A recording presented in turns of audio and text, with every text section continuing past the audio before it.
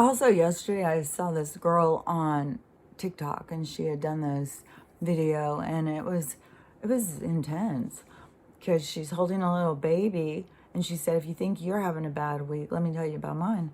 And the baby's dad, I don't think they were married, but the baby's dad died. That she is stuck out, like she moved rural with him out in the middle of nowhere, and she's kind of trapped out there. The family is saying that it's not his child.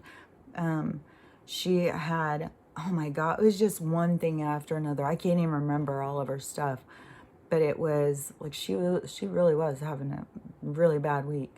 And she's not the only one. There's lots and lots of people out there having these very traumatic experiences, because it's all about the awakening. It's all individual, even though we can share our stories.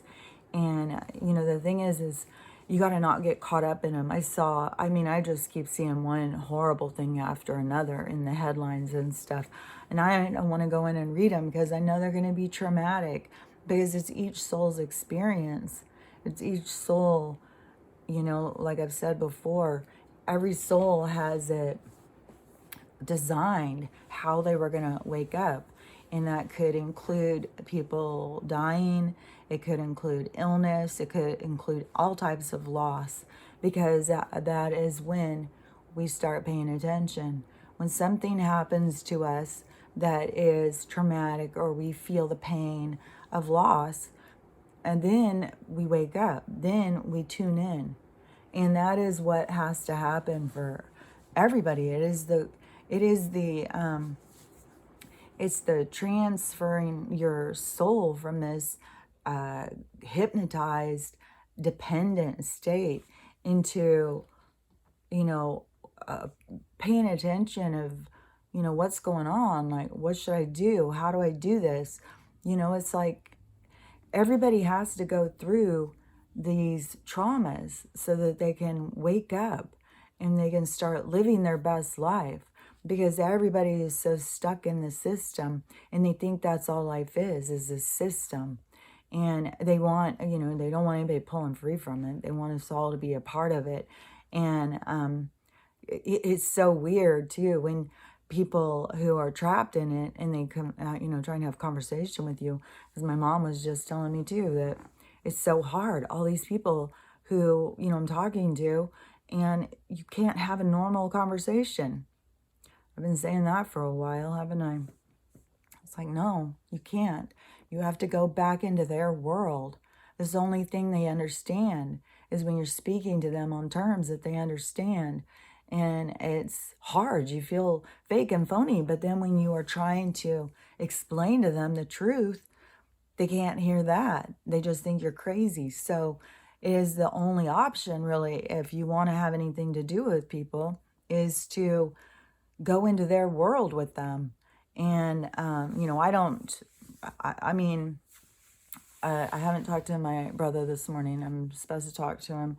He got released yesterday afternoon, I guess, and he texted me last night, and he said, "I'll call you tomorrow. I just got home and I'm tired, and I'll tell you what they said." Well, I know he didn't get all the results in. And this is the thing, is like when I'm talking to him, I can talk about, I have to just pretend like I don't know what these had in them.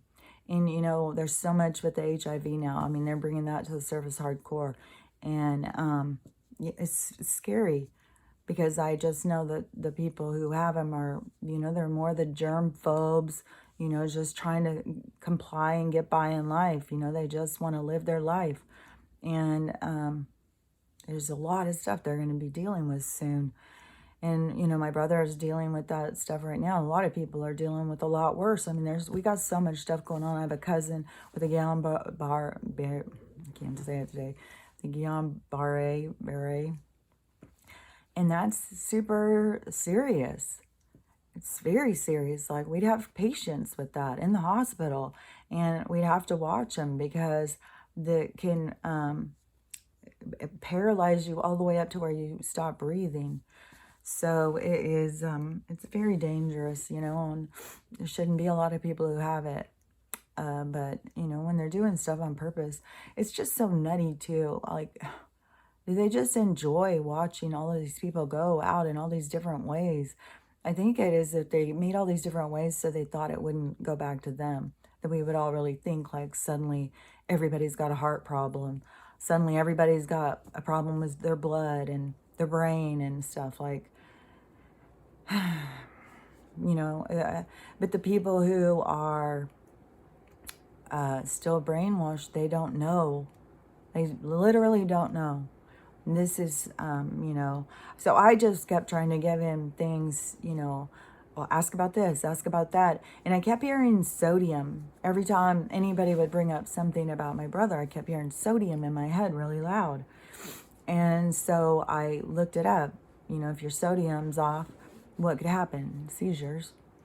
I sent him the thing, you know, to tell him so he could look it up at the other symptoms and see, you know, if he felt, because, you know, it's all about them testing. And, you know, one thing too is when you're in the hospital, people always feel better, but that bag of fluids has sodium in it. So even if he went in low sodium, you know, it's too late to check now unless they did the blood work before they even started the fluids, which I don't know.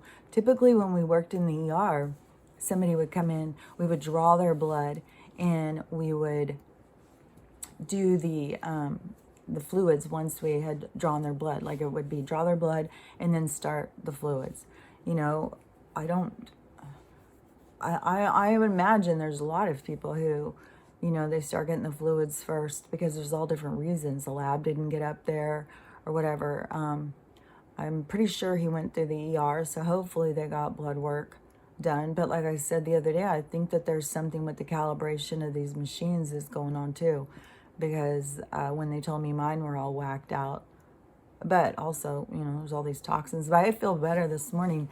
I took a melatonin and I gave Stella some melatonin and went to bed like at 8:30. So like from 9 to like 3:30 or 4, I slept straight through. Oh my God. Just what is the word? Well, sleeping straight through. You feel so much more rested when somebody's not waking you up all the time. Oh my gosh, you feel so much more rested. So, anyways, I just feel like, you know, I don't know what is going to be, yeah, I don't know what the outcome is going to be. I don't know what all the tests that they've done. They told him yesterday they were testing him for cancer. And, but we know that that's one of the things that there's an increase in the HIV, increase in the AIDS, increase in all sorts of stuff. And each lot number, you know, has something unique because it's, you know, we're experiments everywhere. So I don't know what the Dallas, you know, I mean, you can see Texas being hit hard. Never was there a snowstorm ever when I was living there when I was a kid. And then now, you know, they're having these completely vicious storms, but they're pushing the climate change, which is also a part of what this commercial is. I yesterday with the paid spokesman, celebrity people, they were pushing that hard. And I guess that movie they made about that's up for awards because they're going to push and push and push because they can manipulate the weather, and then they can tell us that it's nature that's doing this and that we're killing the planet as they are poisoning everything. And but they think as long as we're asleep, you know, we don't notice, we don't know, we'll believe what we're told. And so when they're manipulating the weather to push, you know, their agenda, and the whole agenda is more about licensing. It's all about control. It's about taking away our rights and about them controlling us, because that's all that they care about is our energy. They don't care about us as individual human beings. We are nothing to them. We are just take up space. You know, I mean, they call us breeders, mindless eaters, you know, mindless eaters. Yeah, they give you all the poison, you know, That's one thing too. When I was talking to my mom, you know, about when she was talking about the additives, is why she thinks so many people are gaining so much weight. But it also is not just the additives. What was I just about to say? And not just, you know, the feeding times. Oh, but I had said it's what they're telling us that we need to eat. Like if you go read that Wheat Belly, you know, they tell us to eat things that aren't good for us. They tell us to eat things that are destroying our GI systems. They're destroying all of our systems. And they're telling us that's what we need to eat. That's good for us. Because we're not thinking for ourselves. We're listening to what they say. We're not tuned into our bodies. We don't know how our body reacts because we're not paying attention. We're just trying to make it. We're doing what we're told. But it's time to stop doing what you're told. It's time to start thinking for yourself. And, you know, you'll find it's way better. It's a much better way to live than this way that they want you to be controlled. So it's important.